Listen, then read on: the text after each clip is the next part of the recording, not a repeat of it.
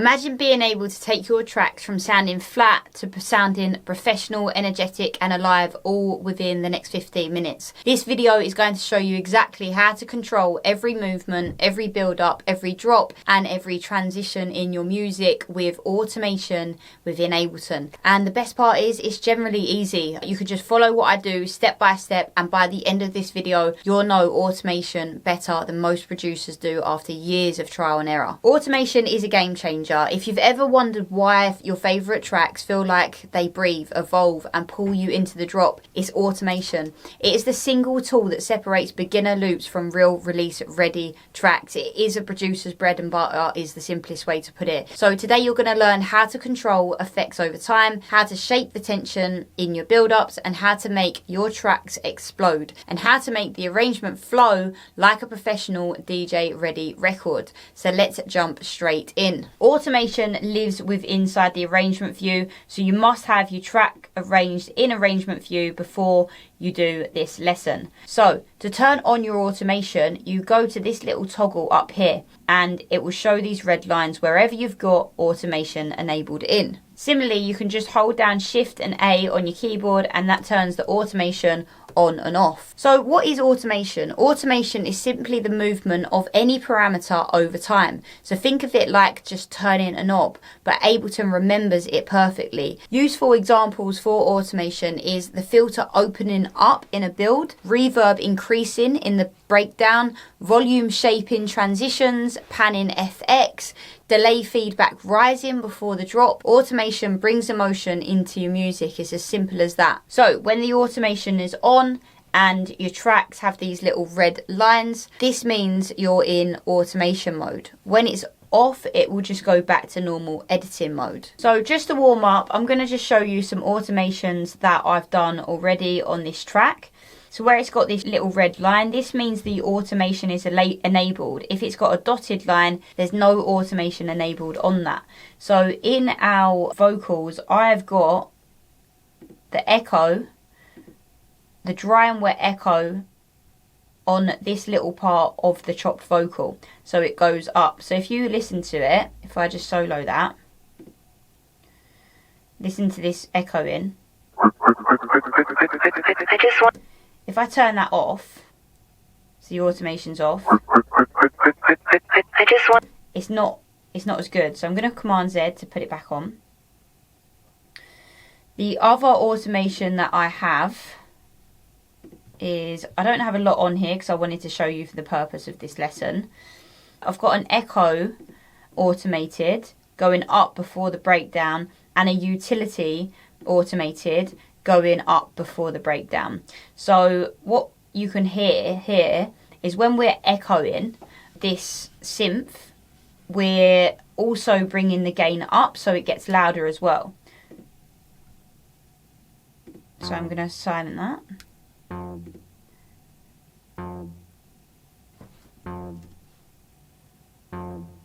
The echo's coming in. It's getting louder. Okay, and then that builds a little bit of tension before the main section drops. The other automation I've got here is an auto filter. This automation's gone grey, so that means the automation has been disabled. Now to re-enable the automation, you want to right click on the dot or on the grey line, right click, you want to go down here where you set the automation, what toggle you set the automation on, find the grey dot, right click it and click re-enable automation. Then it will turn back red so the automation is back on. Okay, so if you listen to what I've done to this one, I've basically in the breakdown started automating, slowly taking out the low ends of the kick. So when the kick comes back in on the drop, it's a lot more powerful and you've got all that low end coming back in. So it's a bit of a cheat code to get all of that low end, that big drop impactful back into your drop. So I've automated out, it's come back in. So on the drop, it's very impactful basically. So I've automated that, and that's a really good automation technique, to put an auto filter on there and then automate it. I am going to show you how to do this, but I just wanted to warm you up, show you a few examples what I've already done. And by the way, if you are watching this thinking I'd love to have someone walk me through this personally, I do offer one-to-one production and DJ mentoring. There's a link in the description to book in a free call with us.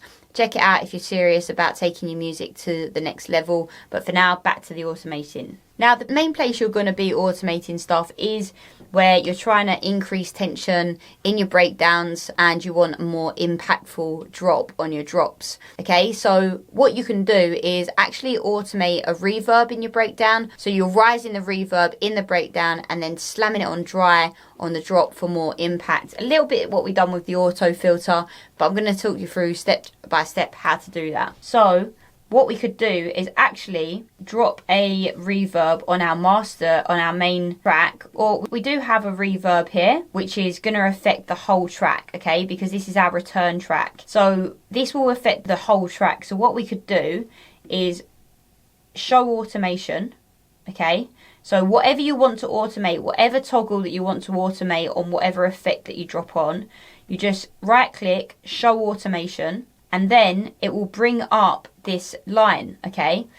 Now, I bring it all the way down to dry for no reverb at all. And then I can click here and it will give you one of these little circles. So because I've got a little circle here, it's going to keep that one down the bottom. I can bring this one up before the main section. So I know the main section is dropping here. And then I can bring it back down. So, and then I click again to bring it back down here. So I might want to move this over because I know everything stops one bar before and then we've got our main section that drops. So if you listen to this now, everything together,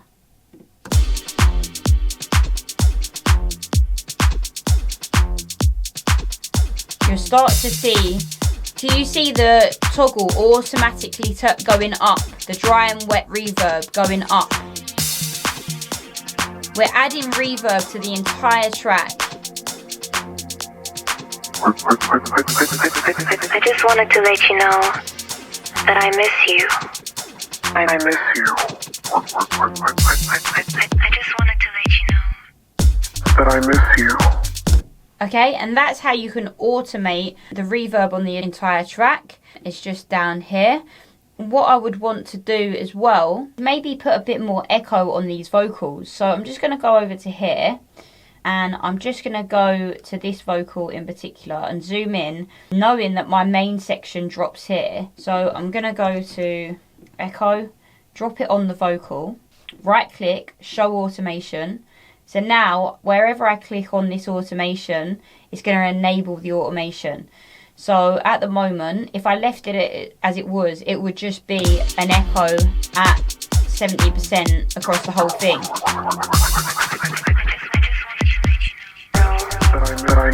Which doesn't sound good. We want the echo building up and then taking back down on the drop for tension. So we're going to bring it down to the bottom.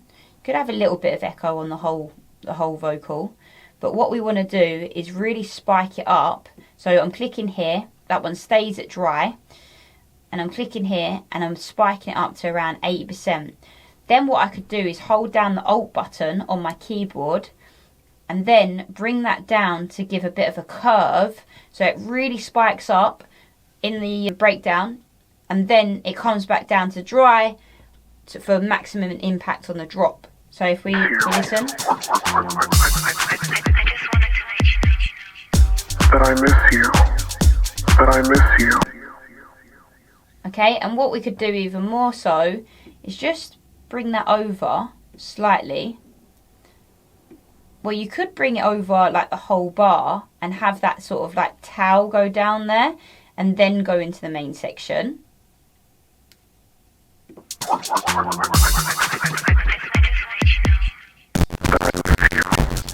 Alright, and basically get experimental with automation. It's very easy to use once you know how to use it. You can add tons of different audio effects, which I've already talked you through on how to use them, and then all you've got to do is find the toggles that you want to automate, right click, show automation. It's going to show that dotted red line on what you want to automate, and then just click about to automate it up, down. You can do this with anything. I'm just going to undo that.